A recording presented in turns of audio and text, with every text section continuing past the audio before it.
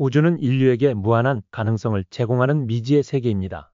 우주 탐사는 단순히 먼 미래의 일이 아니라 이미 우리의 일상과 밀접한 관련이 있으며 이를 통해 우리는 새로운 기술을 개발하고 지속 가능한 미래를 만들어가고 있습니다. 일론 머스크, 제프 베조스 등 세계적인 테크 수장들이 그 선두에 서 있죠. 세계지식 포럼에서도 우주에 대한 재밌는 강연이 있었는데요. 탈레스 알레니아 스페이스의 CEO 에르베 드레이가 고도가 높아지면 볼 수 있는 것들에 대해 강연했습니다. 강연 시작 전 탈레스 알레니아 스페이스에 대해 간략히 말씀드리겠습니다. 탈레스는 프랑스 탈레스와 이탈리아 핀메카니카가 합작 설립한 기업으로 프랑스 칸네에 본부가 있습니다. 종업원 7,200명의 대기업으로 유럽 최대의 인공위성 제작회사인데요. 아리랑 5호의 합성계 레이더를 제작했습니다. 그럼 그의 강연을 따라 오늘 우리는 점점 고도를 높이며 우주에서 볼 수 있는 것들을 차례로 살펴보겠습니다. 참고로 강연에 소개되는 우주선들은 탈레스가 만든 것들 위주로 소개됩니다. 고도 20km 스타터버스. 우리가 20km까지 상승하면 성층권을 떠다니는 특별한 장치를 볼 수 있습니다. 바로 스타터버스입니다. 스타터버스는 고고도 기구로 인공위성과 비슷한 역할을 수행하지만 훨씬 더 경제적이고 유연하게 운영될 수 있습니다. 지구 대기권의 성층권에서 정지 상태를 유지하면서 실시간으로 지상 정보를 수집하고 통신을 제공하는 역할을 합니다. 만약 동남아시아에서 지진이 발생했다고 가정해 보겠습니다. 스타터버스는 해당 지역 상공에서 움직이지 않고 머무르면서 지진 피해를 실시간으로 분석하여 구조대에 정확한 정보를 전달할 수 있습니다. 또한 지진으로 인해 지상의 통신 인프라가 파괴되었을 경우에도 스타터버스는 안정적인 통신을 제공하여 사람들이 연결 상태를 유지할 수 있도록 돕습니다. 우리는 이제 스타터버스를 뒤로하고 더 높은 곳으로 비행을 계속합니다. 고도 100km 스페이스 카고 REV-1 100km를 넘어서면서 우리는 드디어 공식적인 우주의 경계라고 불리는 카르만 라인을 지나게 됩니다. 이곳에서부터 지구의 푸른 하늘은 점차 검게 변해가고 본격적인 무중력 상태가 시작됩니다.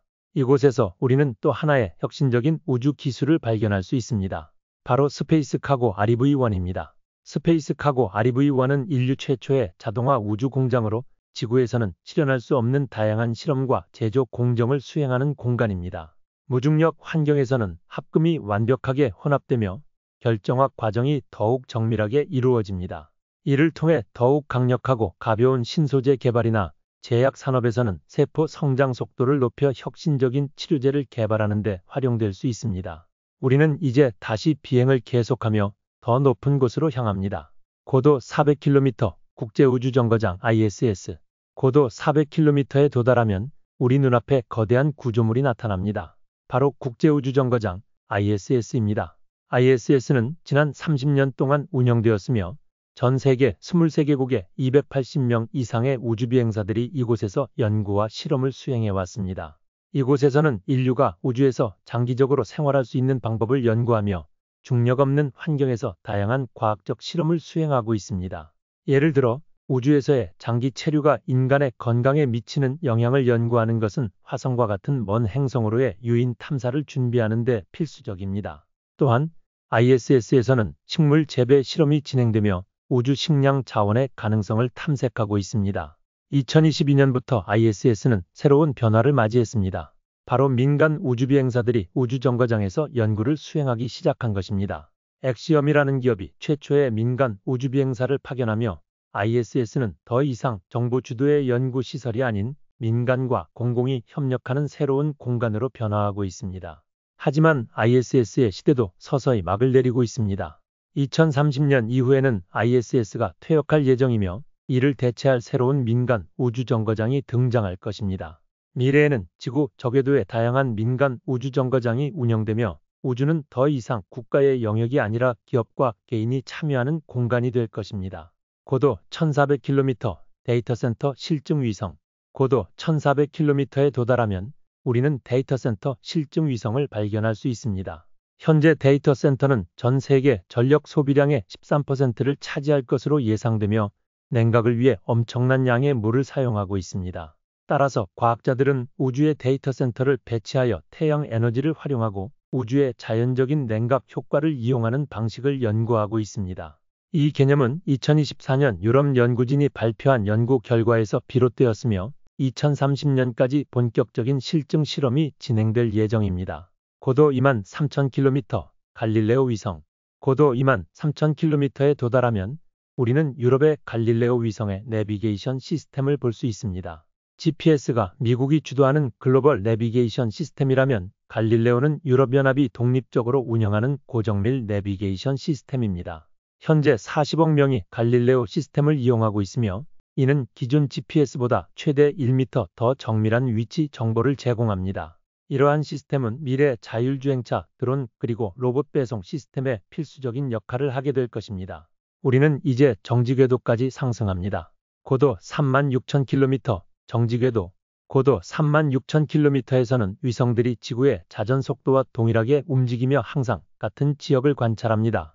이곳에는 천리안, 인텔셋, 그리고 유텔셋 등 수많은 통신 위성들이 자리 잡고 있습니다. 이러한 위성들은 전 세계 어디에서나 인터넷을 제공하며 특히 오지나 자연재해 지역에서도 통신이 가능하도록 돕습니다. 하지만 정지궤도에는 또 하나의 도전 과제가 있습니다. 바로 우주 쓰레기 문제입니다. 정지궤도 위성의 임무가 끝나면 300km 정도 더 높은 무덤궤도로 이동시켜 폐기합니다. 무덤궤도에 올려간 인공위성은 수천 년 동안 궤도에 머무르며 서로 부딪힐 확률이 낮아 우주 쓰레기를 발생시키지 않습니다. 하지만 그렇지 못한 오래된 위성들이 제어 불능 상태가 되면 이는 위험한 우주 파편이 될 수 있습니다. 따라서 앞으로는 우주에서 위성을 수리하고 재활용하는 기술이 더욱 중요해질 것입니다. 우리는 이제 지구를 떠나 태양계 너머로 향합니다. 고도 384,400km, 달. 이제 우리는 달에 도착합니다.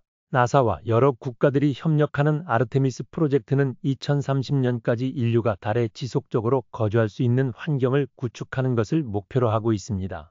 특히 게이트웨이라는 우주정거장이 달을 공전하며 우주비행사들이 이곳에서 거주하고 연구할 수 있도록 설계되고 있습니다. 또한 달에는 다목적 거주 모듈이 개발되고 있으며 이를 통해 우주비행사들은 이동하면서 생활하고 연구를 진행할 수 있습니다. 고도 2억 2,500만 km, 화성. 화성은 인류가 두 번째로 정착할 가능성이 높은 행성입니다.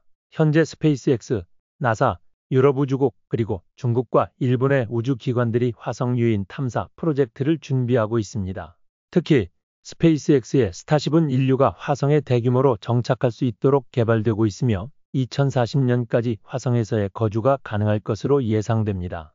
화성의 대기는 이산화탄소가 95%를 차지하지만 과학자들은 화성에서 물을 채굴하고 산소를 생성하는 기술을 연구하고 있습니다. 이제 우리의 마지막 목적지로 이동합니다. 고도 4광년 이상, 태양계를 넘어선 우주. 우리는 이제 태양계를 벗어나 프록시마 센타우리로 향합니다.